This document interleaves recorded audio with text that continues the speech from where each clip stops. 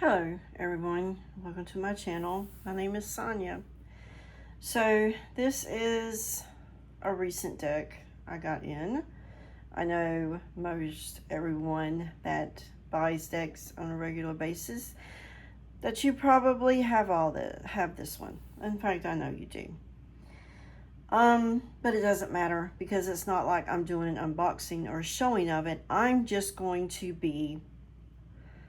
We're going to be looking at the cards while I talk about writing, in the craft as a witch, keeping a ledger, keeping a journal, your book of shadows, your grimoire, whatever you call it, your diary, doesn't matter. I'm just going to be talking about that.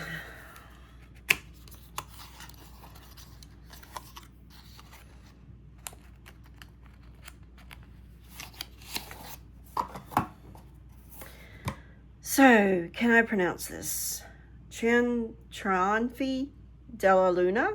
Trionfi della Luna, is that it? Tarot by Patrick Valenza. What's the bottom say? It's US Games 2025. Lucky.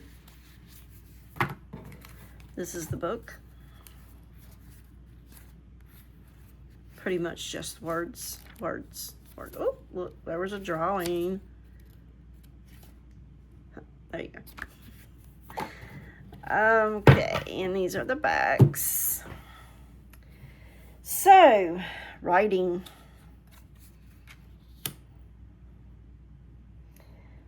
Writing, that's not just a way to store a whole bunch of information. These are not. So they go that way. Yeah, maybe I should do that. Do I apologize for this? No. Just natural way, people. I'm not editing. It's not just a way to store your information. You're like taking your information and making something of it. Because, like, our minds are incredible, okay? But I don't know about yours, but mine's leaky. My thoughts will drift. My insights will just go poof. And brilliant ideas can fade if I do not write them down or capture them in some way. So, my writing interrupts that. What they say is a natural decay.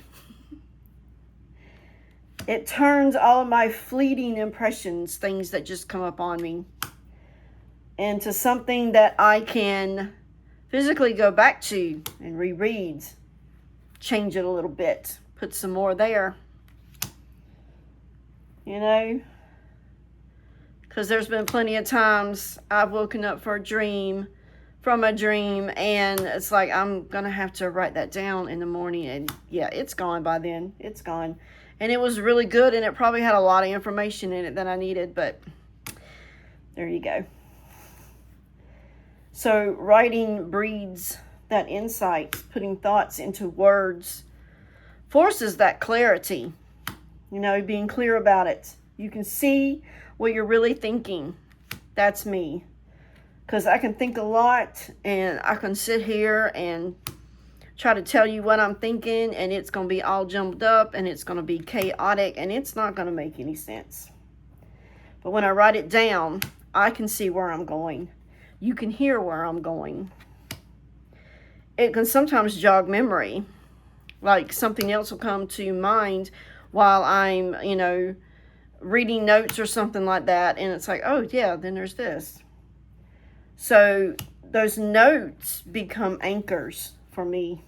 Even if I've just got a few scribbled lines, they can bring back an entire mental, landscape, the whole picture. Patterns. I can track what's working that way and what's not. I can notice sometimes the hidden logic in my own life. It also gives me accountability, like a written intention. I can't ignore that, but I can ignore a passing thought, and I can forget that passing thought. It also helps me build a personal archive. Like, over time, I've created this whole map of growth or backstepping or losing ground or, going forward, going backwards, sideways even. So it's less about remembering my past and more about trying to shape my future, and it's also a conversation with myself over time. Writing is a living part of my craft. I'm not just record keeping, but it's spell work,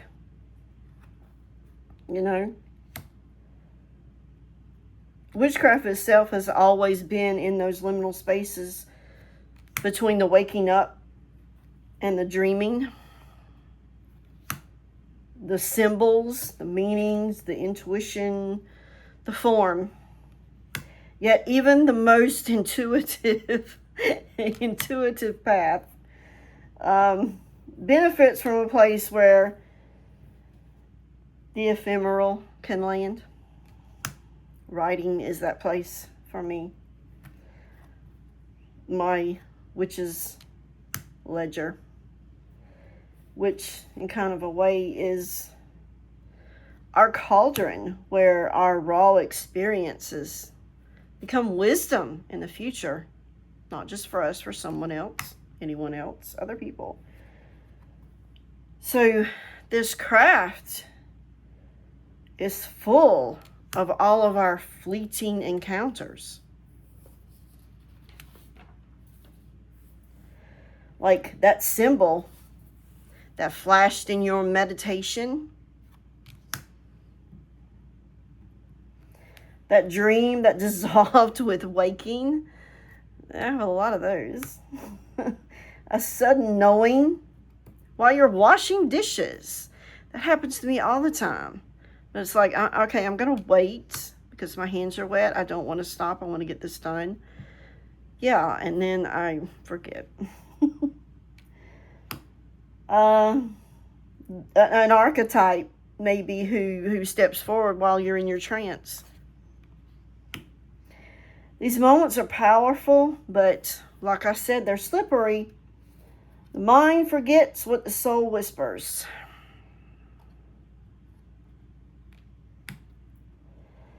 Writing interrupts that forgetting. It pins down that shimmer long enough for you to return to it later and study it and understand why it came to you. Where did it come from? What's it for? And to write something is to give it that form. And that form is power. When you write down a symbol or dream, a visitation you've had, you're not just documenting that. You're engaging with it at that point. You're saying, okay, I saw you. I'm listening. Let's continue on. I've got it wrote down so far. Let's continue with that thought. The act of writing becomes a ritual of attention, and attention is one of the most potent magical forces that you can wield. Dreams and visions speak in metaphor. They're not logical. Mine's not, anyway. They offer images that feel meaningful, but they resist an immediate interpretation most of the time. Because a lot of the times I'm getting up and I'm like, what was that? Like, sometimes I'm a little disturbed. Not gonna lie. And writing them down allows me to go back to them afterwards with a more clearer mind, not with a foggy mind on waking up. I can maybe notice something that has reoccurred that way, or track how maybe something is happening on certain moon phases. Keep track of the moon phase too, or a season, or the emotions you go through. And over time, that ledger, that journal, that book of shadows, that diary, it will become a map of your unconscious, a record even of all those symbols that are coming to you. Working with archetypes or deities, spirits, that writing can also become a form of devotion and dialogue with that archetype or with that deity or ancestor even. You're showing your presence that way and respect. And it's showing that I'm paying attention. I'm writing down what I'm hearing. I'm writing down what I'm getting from the cards. I'm writing down the thoughts that come to me while I'm doing all that, or while I'm just sitting there looking at your picture, or, whatever. And it helps me see how that archetype maybe evolves, changes for me, if there's any kind of repeating patterns. And if the messages change or get deeper over time. So that ledger becomes like this relationship building tool. And also my way of saying, I remember you. I have all these memories, like for my ancestors.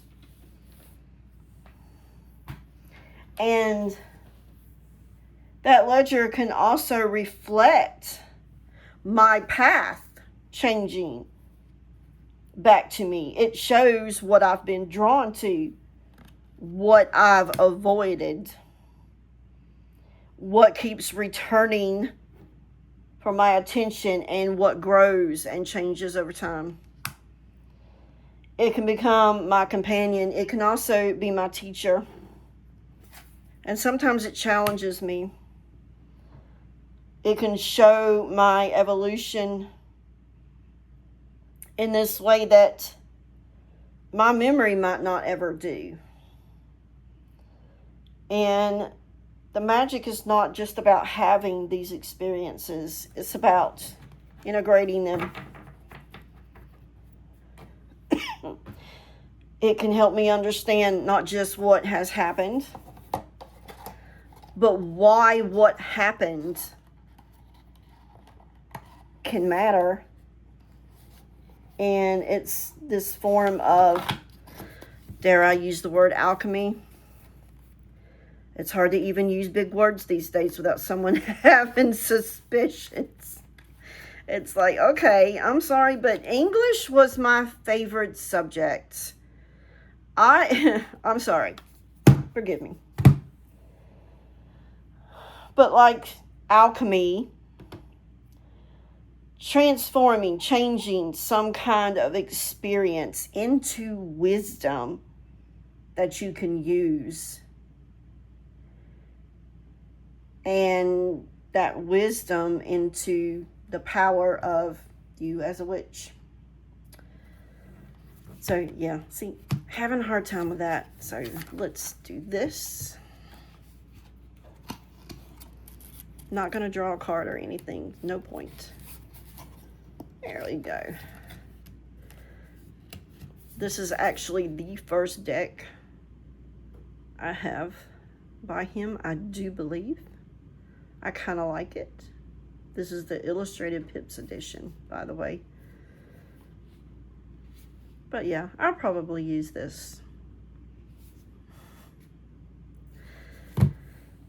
So, I guess that's it. And until the next video, I'll see you there.